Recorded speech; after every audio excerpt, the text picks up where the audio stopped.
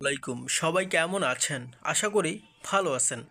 আপনারা এখানে একটি হেডিং দেখতে পাচ্ছেন, 36% পরিবারে 4,540 টাকা মাসিক ভাতা।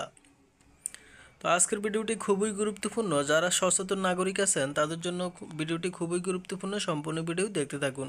তো আমি একটু বিস্তারিত বলি, তাহলে আপনারা ব্যাপারটি ক্লিয়ার হয়ে যাবেন। তার আগে যারা আমার চ্যানেলটি এখনও সাবস্ক্রাইব করেননি, প্লিজ চ্যানেলটি সাবস্ক্রাইব করে নিন। আর একটি লাইক দিতে ভুলবেন না। তো আমি একটু বিস্তারিত বলি। সর্বজনীন মৌলিক আয় বাস্তবায়নের উদ্যোগ নিতে হবে।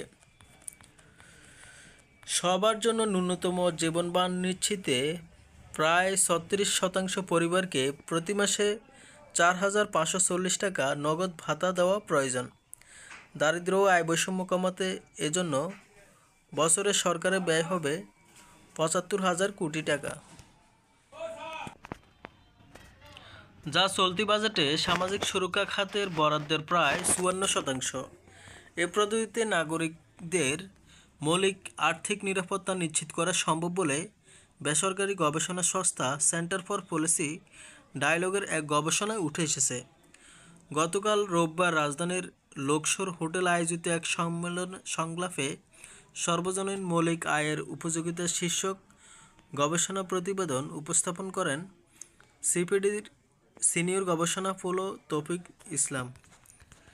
তিনি আরও বলেন, সর্বজনীন মৌলিক আয় নিশ্চিতে বিশ্বের বিভিন্ন দেশ নানাভাবে দরিদ্র নাগরিকদের সহায়তা দিয়ে থাকে। এর মধ্যে সবচেয়ে বেশি বাস্তবায়ন ও গ্রহণযোগ্য পদ্ধতি হচ্ছে মৌলিক আয় পূরণে একটি অংশ সরকার দেওয়া।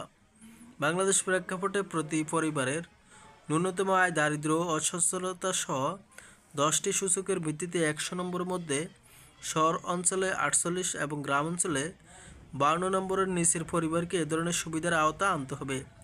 এক্ষেত্রে সর্বজনীন মৌলিক আয় নিশ্চিতে প্রতিটি পরিবারকে মাসে 4,540 টাকা দেওয়া প্রয়োজন। গবেষণা উঠে এসেছে, সারা দেশে এই কার্যক্রম বাস্তবায়ন করা হলে মোট পরিবারের 35.90% এবং 1,47,25,000 পরিবারকে অর্থ দিতে হবে। আপনারা এখানে একটি জরিপ দেখতে পেলেন যে 4,540 টাকা মাসিক ভাতা দেওয়া প্রয়োজন 36% পরিবারকে। এইটি কার্যকর করতে নির্দেশ দিয়েছে বেসরকারি একটি সংস্থা।